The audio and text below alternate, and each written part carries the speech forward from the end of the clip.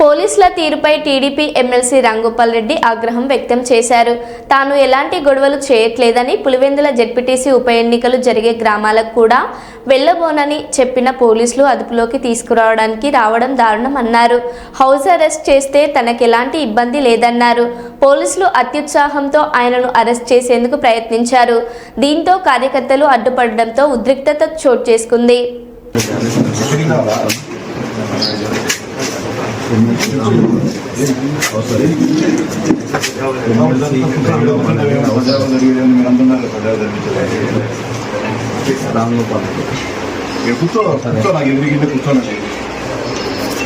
ఏదైనా గొడవలు చేస్తే ప్రవీణ్